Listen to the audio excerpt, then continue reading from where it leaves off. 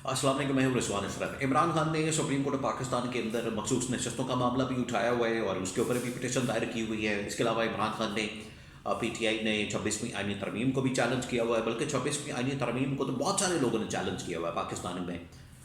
उसमें 50 के करीब दरखास्तें जो है या पिटीशन जो है वो 26वीं आईनी तरमीम के खिलाफ सुप्रीम कोर्ट के अंदर मौजूद है। इसके अलावा मखसूस नशस्तों का मामला 26वीं आईनी तरमीम 9 मई के 26 नवंबर के वाक़यात 8 फरवरी के इंतखाबात को भी चैलेंज किया गया। अब लेकिन ये जितने मुकदमात हैं ये सुने नहीं जा रहे, टेकअप नहीं किए जा रहे। पिछले तकरीबन कोई 6 महीने साल से इनके ऊपर पिटीशन आई हुई हैं मुख्तलिफ चीज़ों के ऊपर, लेकिन सुने नहीं जा रहे। अब उनको सुनने का फैसला किया गया। अब ये इंतहाई अहम तरीन हफ्ता शुरू इस लिहाज से हो रहा है कि अदलिया के वहाँ से भी बहुत सी खबरें आने वाली हैं। अदलिया के अंदर ऑलरेडी जो है वो सिविलियंस को मिलिट्री ट्रायल का मामला, फिर उसके बाद वहाँ पर आईनी बेंचेस की तश्कील का मामला, कुछ और बड़ी डेवलपमेंट्स हुई हैं। इसके हवाले से बड़ी अहम तरीन मालूमात मेरे पास मौजूद है, वो आपके साथ में शेयर करता हूँ। इमरान खान के खिलाफ एक नई साजिश अदलिया के महाज से लॉन्च की जा रही है, उसके बारे में मालूमात, बहुत अहम तरीन इंफॉर्मेशन और खबरें 2-3 अदलिया के महाज से, अदलिया के प्लेटफॉर्म से वो आपके साथ में शेयर करता हूँ। देखिए, आपको बताया कि इन्होंने 26वीं आईनी तरमीम पास की। 26वीं आईनी तरमीम इस मकसद के लिए पास की गई ताकि ये अपनी मर्जी के बेंचेस बना सकें, अपनी मर्जी के जजेस ला सकें, अपनी मर्जी के अदालत को कंट्रोल कर सकें, अपनी मर्जी के वहाँ पर जज बैठा सकें, अपनी मर्जी के फैसले करवा सकें। क्योंकि जो काती फाइज ऐसा इनके लिए सहूलत कारी कर रहा था वो तो बंद होगी, लेकिन जो इन्होंने काम किया है वो काती फाइज ईसा से भी 2 हाथ आगे है। क्योंकि इस वक्त justice Yahya Afridi, chief justice Yahya Afridi और जस्टिस अमीनुद्दीन खान, ये 2 हाथ आगे हैं याहिया अफरीदी से भी और कादी फाइज ईसा से भी। इनके अंदर जो रूह है दोनों के अंदर, कादी फाइज ईसा और उसकी कादी फाइज ईसा की जस्टिस अमीनुद्दीन खान के अंदर जो आईनी बेंच के सरबराह और चीफ जस्टिस याहिया अफरीदी, इनके अंदर उनकी रूह मौजूद है। तो ये सहूलतकारी दबा के कर रहे हैं हुकूमत की, ये है पहली बात। दूसरी बात ये कि अब जुडिशल कमीशन का इजलास होता है और उसमें बाकायदा तौर पर मंजूरी दी जाती है लाहौर हाई कोर्ट के अंदर जजेस की तैनाती के लिए। फिर इस्लामाबाद में जजेस को ऑलरेडी तैनात किया जा चुका है और अब सुप्रीम कोर्ट पाकिस्तान में तकरीबन 5 जजेस को शामिल कर दिया जाता है आईनी बेंच के अंदर। आईनी बेंच को अब 13 रुकनी बना दिया गया। अब 13 रुकनी बनाने का मकसद ये है कि ताकि एक फुल कोर्ट बना दिया जाए। और फुल कोर्ट बनाने का मतलब ये है कि अब जितनी ये दरखास्तें जिनका मैंने पहले जिक्र किया, 26वीं आईनी तरमीम को चैलेंज करना या फिर 8 फरवरी के इंतखाबात को चैलेंज करना या 9 मई 26 नवंबर के वाक़यात, मखसूस नशस्तों का मामला, ये जो तमाम चीज़ें चैलेंज की गई हैं इनके ऊपर जो है वो बाकायदा इनको टेकअप किया जाए, इनके ऊपर समाअत शुरू की जाए और इनके ऊपर आगे मामला चलाया जाए, कार्रवाई की जाए। तो ये केसेस जो है वो टेकअप कर लिए गए हैं, इनके ऊपर जो है समाअत शुरू हो चुकी है और मामला अब आगे बढ़ने वाले हैं।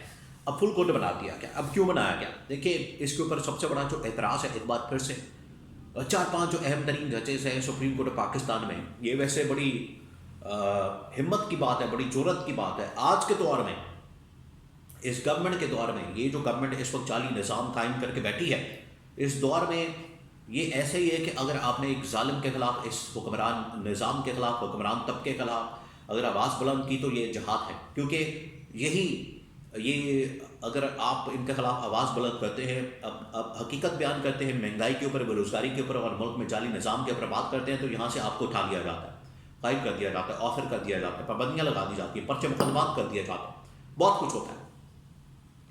तो यहाँ पर अगर कोई डट जाता है इस हालात में, इन मामलात में या इस निज़ाम के अंदर, तो ये बड़ी हिम्मत की बात है।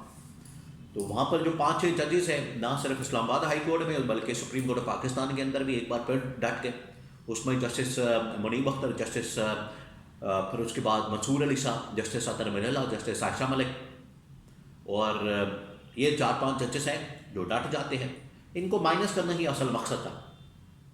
ये जो अब आईनी बेंच के अंदर 5 जजेस डाल के, पहले 7 थे, 5 हो गए, 12-13 हो गए, ये जो इन्होंने फुल कोर्ट बना दी है, ये फुल कोर्ट के सामने अब सारे केसेस आने जा रहे हैं।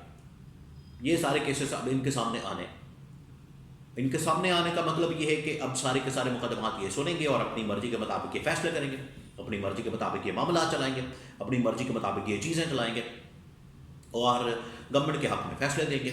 वो चाहे 26वीं आईनी तरमीम का मामला हो, चाहे 9 मई और 26 नवंबर का वाक़या हो, वो चाहे मखसूस नशस्तों का मामला हो और 8 फरवरी के इंतखाबात। ये पूरी साजिश तैयार की गई जिसमें जानबूझ के प्लान के तहत, साजिश के तहत जो है जस्टिस मंसूर अली साहब को निकाल दिया गया, जस्टिस मुनीब अख्तर को निकाल दिया गया और जस्टिस अतर मुनिल्ला को निकाल दिया, जबकि इमरान खान की जानिब से ये डिमांड की गई थी, इमरान खान ने ये शर्त रखी थी, इमरान खान की जानिब से ये कहा गया था कि जो आपने इस वक्त हमारी डिमांड्स पूरी करनी है, शर्तें पूरी करनी है, उनमें से ये तमाम की तमाम शर्तें मौजूद हैं कि आप जो है 26 नवंबर के ऊपर भी तहकीकाती कमीशन बनाए, 9 मई के ऊपर भी, और उसके बाद इनके ऊपर जो है दरख्वास्तें ऑलरेडी पड़ी हुई हैं उनको टेकअप करें। इन्होंने कहा कि ये इन वाक़यात के ऊपर तहकीकाती कमीशन क्या बनाना है, जजेस को वहाँ पर अपनी मर्ज़ी से तैनात करते हैं, उन जजेस के सामने ये पटिशन लगा देंगे, वहाँ से हम जो है क्लियरेंस ले लेंगे।